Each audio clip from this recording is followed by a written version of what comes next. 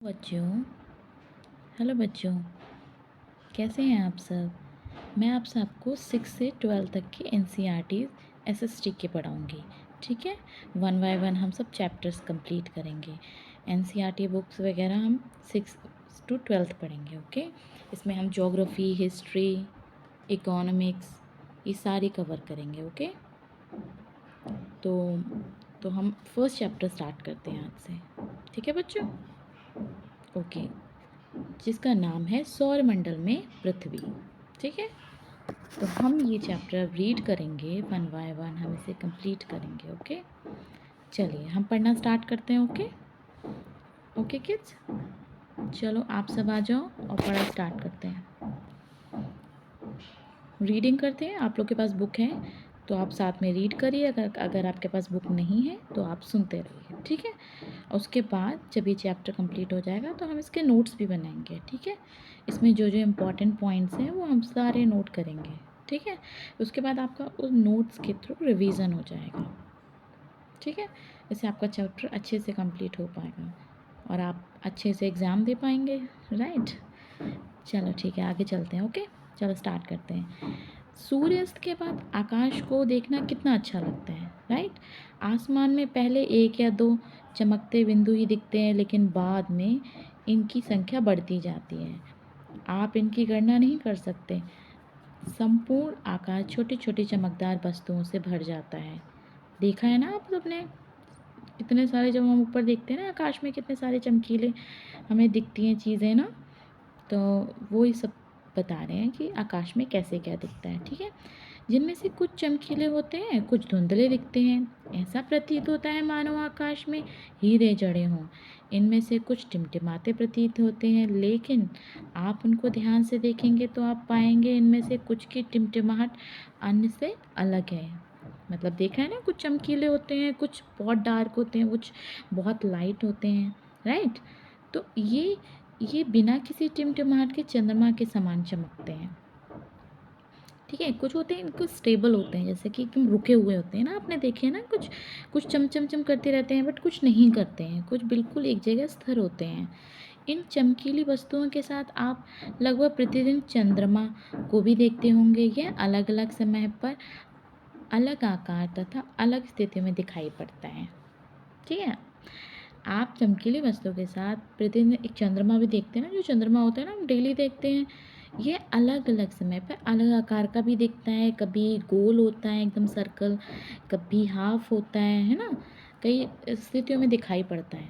आप पूर्ण चंद्रमा को लगभग 1 महीने में एक बार देख सकते हैं। पूरा चंद्रमा जो होता है वो हम महीने में सिर्फ एक बार देखते हैं। ठीक है, यह पूर्ण चंद्रमा वाली रात या पूर्णिमा होती है। जब चंद्रमा पूरा फुल दिखता है, हमारा फुल मून होता है ना, उसको हम पूर्णिमा कहते हैं, पूरा चंद्रमा। 15 दिन के बाद आप इसे नहीं देख सकते। 15 दिन के बाद आप इसे नहीं देख सकते। यह नए चंद्रमा की रात्रि या अमावस्या होती है।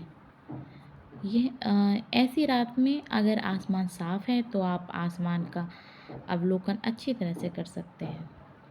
क्या आपको इस बात पर आश्चर्य नहीं होता कि हम दिन के समय चंद्रमा इन छोटी छोटी चमकीली वस्तुओं को क्यों नहीं देख सकते। होता ही होगा ना आप लोगों को, आप देखते होंगे कि सुबह तो कुछ दिखता ही नहीं है, सब कुछ दिखता है तो रात को ही दिखता है। ऐसा क्यों होता है, ये सब, इन सब का आंसर हमें चैप्टर में मिलेगा। ऐसा इसलिए है क्योंकि सूर्य के अत्यधिक तेज प्रकाश के कारण रात के समय चमकने वाली वस्तुओं को हम दिन में नहीं देख पाते। ठीक है ना, क्योंकि हमारा सूर्य का इतना तेज प्रकाश होता है कि रात की जो सारी चीज़ें होती हैं ना, वो हमें सुबह नहीं दिखती हैं। सूर्य, चंद्रमा तथा वे सभी वस्तुएं जो रात के समय आसमान में चमकती हैं खगोलीय पिंड कहलाती हैं। ठीक है, अब आपको क्वेश्चन में भी आएगा ये सब कि खगोलीय पिंड क्या होता है। जब आपका एग्ज़ाम होगा तब आपको आगे खगोलीय पिंड क्या होता है, तो आप क्या कहेंगे, खगोलीय पिंड क्या होता है। खगोलीय पिंड होता है सूर्य, चंद्रमा तथा वे सभी वस्तुएं जो रात के समय आसमान में चमकती हैं। रात को जो चमकती हैं वो सब जो, उसको खगोलीय पिंड कहेंगे। तो हम क्वेश्चन डाल के क्वेश्चन लिखेंगे खगोलीय पिंड क्या होता है, तो यहाँ से हम आंसर को कवर कर लेंगे। ठीक है, खगोलीय पिंड किसको कहते हैं। ठीक है। कुछ खगोलीय पिंड बड़े आकार वाले तथा गर्म होते हैं। ये गैसों से बने होते हैं। कुछ खगोलीय पिंड बड़े भी होते हैं, बड़े आकार वाले तथा गर्म होते हैं, गैसों से बने होते हैं। इनके पास अपनी ऊष्मा तथा प्रकाश होता है, जिसे वे बहुत बड़ी मात्रा में उत्सर्जित करते हैं। ठीक है। इन खगोलीय पिंडों को तारा कहते हैं। सूर्य भी एक तारा है। सूर्य भी एक तारा है। ठीक है। तो आगे हम बढ़ते हैं।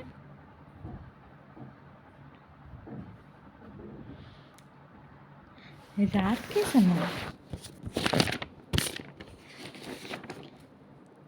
के समय चमकते हुए अनगिनत तारे सूर्य के समान ही हैं। रात के समय चमकते हुए अनगिनत तारे सूर्य के समान ही हैं, लेकिन हमसे बहुत अधिक दूर होने के कारण हम लोग उनकी ऊष्मा या प्रकाश को महसूस नहीं कर सकते तथा वे अत्यधिक छोटे दिखाई पड़ते हैं। आपने अवश्य ध्यान दिया होगा कि कुछ दूरी से देखने पर सभी वस्तुएं छोटी दिखाई पड़ती हैं। अत्यधिक ऊंचाई पर उड़ रहा हवाई जहाज कितना छोटा दिखाई देता है। रात्रि में आसमान की ओर देखते समय आप तारों के विभिन्न समूह द्वारा बनाई गई विविध आकृतियों को देख सकते हैं। ये नक्षत्र मंडल कहलाते हैं। ठीक है। आप तो देखते ही हो ना, रात्रि के में आसमान को देखते समय हम क्या देखते हैं, तारों के विभिन्न समूह होते हैं। मतलब तारे कई शेप्स में बने होते हैं, है ना। कभी जैसे बहुत सारी चीज़ें हमने देखी है ना कि सप्तऋषि होते हैं, ये हमने बहुत सुना भी है हम लोगों ने, है ना। तो उस तरह से आकृतियों को देखते हैं तो उसे हम नक्षत्र मंडल कहते हैं। उर्सा मेजर या Big Bear, Ursa Major Big Bear आपने सुना होगा, शायद नहीं भी सुना होगा। तो उर्सा मेजर और बिग बियर जो होता है इसी प्रकार का एक नक्षत्र मंडल है। आपको भी क्वेश्चन में ही आएगा कि उर्सा मेजर और नक्षत्र मंडल क्या होता है, तो आप यहाँ से आंसर आराम से निकाल सकते हैं। ठीक है। बहुत आसानी से पहचानने में उर्सा मेजर या बिग बियर इसी प्रकार का एक नक्षत्र मंडल है। बहुत आसानी से पहचानने में आने वाला नक्षत्र मंडल है। ठीक है। अब आप नक्षत्र मंडल को आराम से पहचान सकते हैं। कैसे पहचान सकते हैं? बहुत आसानी से सप्तऋषि, राइट। ये सप्तऋषि है आपका। सप्त मतलब क्या होता है? 7 होता है। ठीक है। मतलब 7 ऋषि, 7 तारों का समूह होता है। ये 7 होते हैं ना, 7 तारे होते हैं जो कि नक्षत्र मंडल उर्सा मेजर का भाग है। नक्षत्र मंडल उर्सा मेजर का भाग क्या होते हैं? ये 7 तारों का समूह। ठीक है। अपने परिवार पड़ोस में किसी बड़े व्यक्ति से कहिए कि वह आपको आसमान में और अधिक तारों तथा ग्रहों तथा नक्षत्र मंडलों को दिखाए। ठीक है। प्राचीन समय में लोग रात्रि में दिशा का निर्धारण तारों की सहायता से करते थे। रात्रि में लोग दिशाओं के जब हम लोग जाते थे ना लोग, तो उन्हें दिशाओं का कैसे पता चलता था? कभी सोचा है आप लोगों ने? नहीं सोचा है। तो उस समय क्या करते थे? तारों की सहायता से करते थे। जैसे तारे होते हैं ना, जैसे तारे के आगे की साइड जाएंगे या जिस साइड जाएंगे तो इधर उत्तर होगा, इधर दक्षिण होगा। ठीक है। इस तरह से करते थे। तो उत्तरी तारा उत्तर दिशा को बताता था, उसे ध्रुव तारा भी कहा जाता है। यह आसमान में हमेशा एक ही स्थान पर रहता है। हम सप्तऋषि की सहायता से ध्रुव तारे की स्थिति को जान सकते हैं। ठीक है। चित्र 1.1 में आप देखेंगे कि यदि सप्तऋषि मंडल के संकेत तारों को आपस में मिलाते हुए एक काल्पनिक रेखा खींची जाए एवं उसे आगे की ओर बढ़ाया जाए तो यह ध्रुव तारे की ओर इंगित करेगी। ये देखिए, ये आपकी पूरा दिया हुआ है ना, आपने देखा होगा संकेतिक तारे किस तरह से। ये आपका ध्रुव तारा दिया हुआ है, राइट। ये देखिए, ये आपका ध्रुव तारा दिया हुआ है। तो ये बच्ची जो है देख रही है इस ध्रुव तारे को। यहाँ से इस ध्रुव तारे के अकॉर्डिंग, जैसे कि हमारे इस पैरा में लिखा हुआ है ना, पैराग्राफ में, कि ना इसे ध्रुव तारा भी कहते हैं। उत्तरी तारा उत्तर दिशा की ओर बताता है इसे ध्रुव तारा कहा जाता है। यह आसमान में हमेशा एक ही स्थान पर रहता है। अब जैसे ये आकाश में एक ही स्थान पर है ध्रुव तारा, जो कि मैंने आपको पहले दिखाया था, ठीक है। तो है हम सप्तऋषि की सहायता से ध्रुव तारे की स्थिति को जान सकते हैं। अब सप्तऋषि कहाँ पर है, अब हम ये भी देखेंगे, ठीक है। तो अब हम सप्तऋषि देखते हैं कहाँ पे। ये देखिए, ये आपके तारे बने हुए हैं ना, ये हैं देखिए सप्तऋषि। आप इन तारों को काउंट कर सकते हैं। ये तारे हैं ना, 3, ये 3, 4, 5, 6, 7, राइट। 1, 2, 3, 4, 5, 6, 7, ये आपके ये 7 तारे हैं। इनको सप्तऋषि कहते हैं। इनकी सिदाई में स्ट्रेट आप देखेंगे कि ये जो लड़की है ना, ये जो 2 तारे हैं, इनकी सिदाई में जो ध्रुव तारा है ना, इस ध्रुव तारे से हम अपनी दिशाओं का पता लगाते हैं, ठीक है। तो आगे हम पढ़ते हैं, आगे बढ़ते हैं, ठीक है। हम कहाँ पढ़ते हैं, तारे की हमने 1.1 चित्र में देख लिया ना, सप्तऋषि या ध्रुव तारा देख लिया, ठीक है। चित्र 1 में आप देखेंगे, यदि सप्तऋषि मंडल को संकेतित तारों को आपस में मिलाते हुए काल्पनिक रेखा खींची जाए, उसे आगे की ओर बढ़ाया जाए, तो ये ध्रुव तारे की ओर इंगित करता है, जैसा कि अभी हमने देखा था, ठीक है। कुछ खगोलीय पिंडों में अपना प्रकाश या ऊष्मा नहीं होती है। कुछ खगोलीय पिंड होते हैं जिनमें अपनी आकाशीय ऊष्मा नहीं होती है, वे तारों के प्रकाश से प्रकाशित होते हैं। ऐसे पिंड को क्या कहलाता है, ऐसा पिंड क्या कहलाता है, ग्रह कहलाता है ऐसा पिंड, ठीक है। ऐसा ये हम सब मिटा देते हैं, ये बहुत डिस्टर्ब कर रहे हैं हमें ना, तो ग्रह कहलाता है ये। ग्रह में क्या होता है, अपना ऊष्मा नहीं होती है, खुद की ऊष्मा नहीं होती है, खुद का प्रकाश नहीं होता है, ठीक है। तो ये हमारा क्या कहलाएगा, ग्रह कहलाएगा ये हमारा ग्रह, जिसे अंग्रेजी में प्लैनेट कहते हैं। हम सब प्लैनेट ही बोलते हैं ना ग्रह को इंग्लिश में। ग्रीक भाषा को प्लेनेटाई शब्द से बना है। जो प्लैनेट हमारा शब्द है वो ग्रीक भाषा के प्लेनेटाई शब्द से बना है, जिसका अर्थ क्या होता है, परिभ्रमक, अर्थात चारों ओर घूमने वाले, ठीक है। पृथ्वी जिस पर हम रहते हैं एक ग्रह है। यह अपना संपूर्ण प्रकाश, जिस पर हम पृथ्वी पे रहते हैं ना, ये एक ग्रह है, यह ग्रह है। यह अपना संपूर्ण प्रकाश किससे लेता है, संपूर्ण प्रकाश उसमें किससे लेता है, सूर्य से लेता है, ठीक। जो पृथ्वी के सबसे नज़दीक का तारा है, पृथ्वी के सबसे नज़दीक का तारा कौन सा है, जो पृथ्वी ना हमारी, उसके सबसे नज़दीक का तारा क्या हुआ, ये रहा सबसे नज़दीक का तारा है, जो पृथ्वी के सबसे नज़दीक का तारा है, ठीक है। नज़दीक पृथ्वी के नज़दीक का तारा जो है सूर्य है ना, हमारा सूर्य एक तारा है। इस सूर्य के आसपास ही तो हमारे सारे ग्रह घूमते हैं ना, तो ये जो सूर्य है ना, ये एक तारा ही है। ऐसे ही आपको पता है हमारे ब्रह्मांड में कितने तारे हैं, उन सारे तारों का एक अपना सौरमंडल है, ठीक है। इसी तरीके से एक ये जो सूर्य है ना, ये सूर्य, ये इसका सौरमंडल है, जिसमें हमारे 8 हमारे ग्रह हैं ना। तो ये तारा जो है ना, ये पृथ्वी के सबसे निकट का तारा हमारा सूर्य है, ठीक है। पृथ्वी को बहुत अधिक दूरी से, जैसे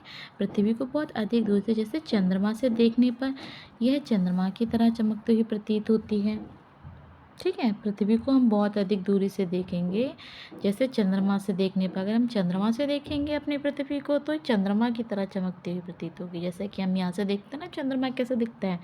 अगर हम चंद्रमा की सतह पर जाएंगे तो वहाँ से हम अगर देखेंगे अपनी पृथ्वी को देखेंगे, तो वो चंद्रमा की तरह ही दिखेगी, ठीक है। उसमें कुछ नहीं दिखेगा, जैसे अभी हम चंद्रमा को देखते हैं तो कुछ दिखता है, कुछ भी नहीं दिखता है। उसी तरीके से हमें चंद्रमा से पृथ्वी भी कुछ भी नहीं दिखेगा, ठीक है बच्चों। चलो आगे बढ़ते हैं हम। ओके, अब देखिए हम आपको अब क्या दिखाएंगे इस चैप्टर में। ये देखिए, ये हमारे सौरमंडल है। ठीक है, सौरमंडल को अब हम समझेंगे। ये रही हमारा सूर्य। ठीक है, इस सूर्य के सबसे पास कौन सा ग्रह है? जो है बुध। बुध यानी मरकरी, राइट। इसी तरीके से सबसे पास हमारा बुध है, फिर हमारा शुक्र है। शुक्र है,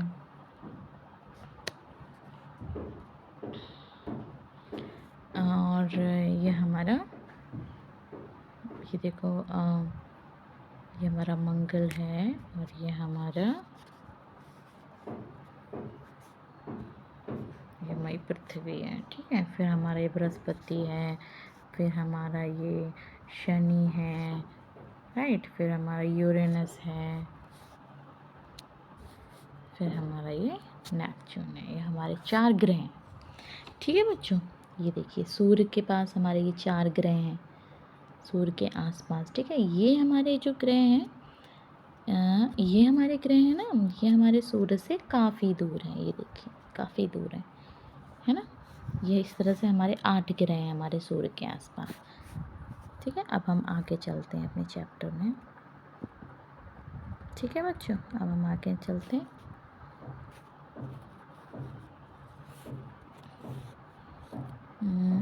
ये देखिए, ये हमारे बुध, शुक्र, पृथ्वी, मंगल, ये सारे जो हमारे ग्रह हैं ना, इन सब के बारे में, बृहस्पति, शनि, यूरेनस, इन सब के बारे में हमारे चैप्टर में लिखा हुआ है, जिसे हमें पढ़ना है कि हमारे सूर्य के चारों ओर परिक्रमण कितने, सूर्य के चारों ओर हमारे जो बुध है ना, ये कितने दिनों में परिक्रमा करती है। ये सूर्य चारों ओर परिक्रमा 88 दिन में करती है। ठीक है, और अपने अक्ष पर कितने घूमता है? 59 डेज में।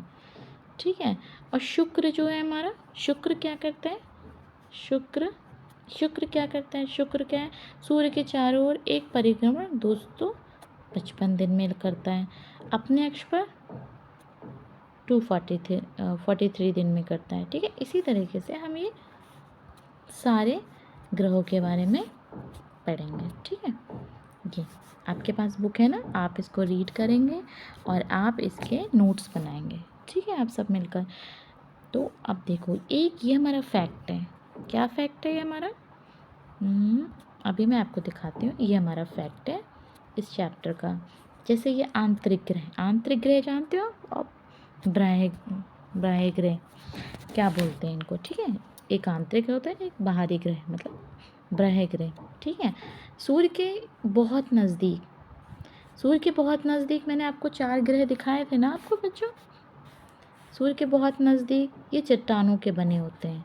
4 ग्रह मैंने आपको सूर्य के नज़दीक दिखाए थे ना, वो हमारे किसी चट्टानों के बने होते हैं वो। ठीक है ना बच्चों? तो नेक्स्ट, और ये हमारे क्या सूर्य से बहुत दूर है। ये सूर्य से बहुत दूर है तो बहुत बड़े आकार के हैं। ठीक है, ये गैस और तरल पदार्थ से बने हैं, गैस और तरल पदार्थ के बने हुए हैं।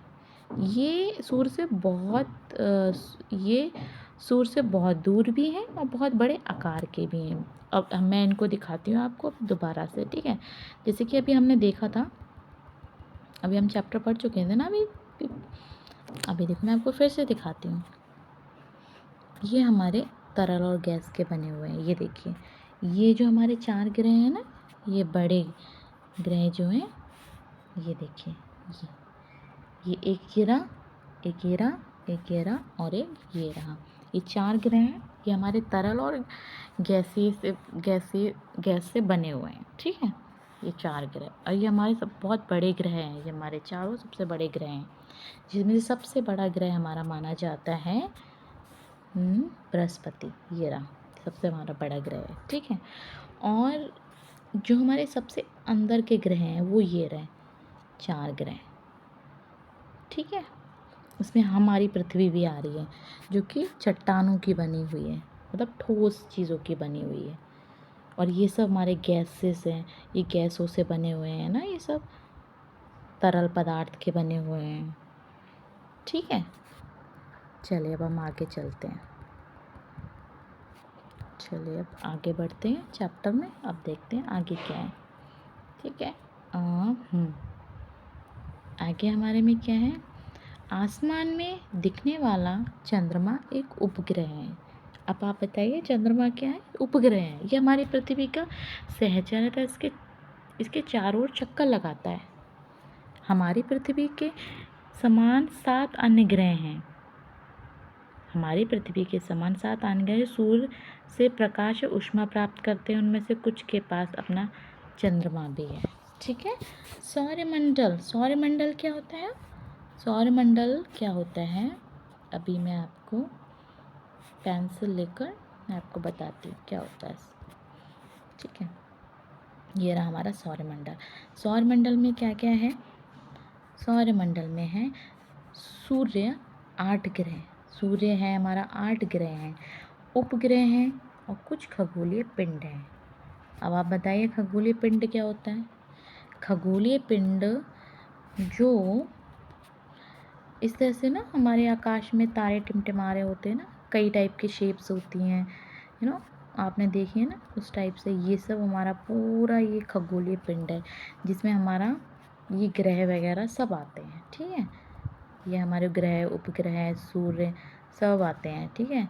और उसके अलावा भी कुछ होते हैं, आगे बढ़ते हैं। ठीक है। ठीक है। और जैसे क्षुद्र ग्रह एवं उल्कापिंड मिलकर सौरमंडल का निर्माण करते हैं। सौरमंडल, ठीक है, ये सौरमंडल है हमारा।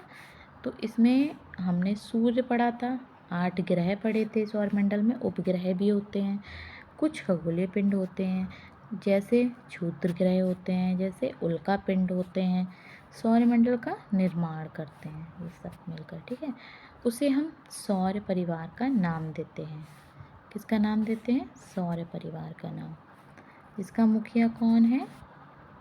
एक मिनट, ये बहुत ज़्यादा हो गया है। ठीक है। उसे हम सौर परिवार का नाम देते हैं, जिसका मुखिया हम किसको मानते हैं? सूर्य को मानते हैं। ठीक है। ये जो हमारे सूर्य बाबा है ना, ये मुखिया हैं हमारे पूरे सौरमंडल का। ठीक है। तो अब क्लास बहुत बड़ी हो जाएगी बच्चों। हम आगे का जो सूर्य हैं, ग्रह हैं, क्षुद्र ग्रह हैं, उल्कापिंड हैं, इनके बारे में हम आगे पढ़ेंगे। ठीक है। अभी क्लास हमारा बहुत बड़ा हो जाएगा तो आपको इंटरेस्ट भी नहीं आएगा, है ना। थोड़ा पढ़ो, अच्छे से पढ़ो, राइट। इससे हमारी नॉलेज बढ़ती है और हम बोर भी नहीं होते हैं। ठीक है। तो अब हम अपने क्लास को एंड करते हैं। ठीक है बच्चों। तो आप लोग नेक्स्ट क्लास के लिए रेडी रहिए और मैं आपको और भी एनसीईआरटी की बुक्स पढ़ाऊँगी। आपको बताया था ना मैंने, जैसे कि मैं इकोनॉमिक्स पढ़ाऊँगी, हिस्ट्री पढ़ाऊँगी, पॉलिटी पढ़ाऊँगी और जो ज्योग्राफी है ना, ये सब मैं आपको एसएसटी के सारे बुक्स 6 से 12 तक कवर करेंगे हम धीरे धीरे मिलकर। ठीक है। जिससे कि आपका बेस क्लियर हो सके और आप अपने एग्ज़ाम में अच्छे से कर सको, राइट। ठीक है। और हम कॉम्पिटिशन्स की तैयारी भी करते हैं, तो हम एनसीईआरटी से ही तैयारी करते हैं स्टार्ट। ठीक है ना। तो अब हम मिलते हैं फिर, तब तक के लिए आप लोग अपना ध्यान रखिए, फिर मिलेंगे। ओके बच्चों, और पढ़ते रहिए। ठीक है।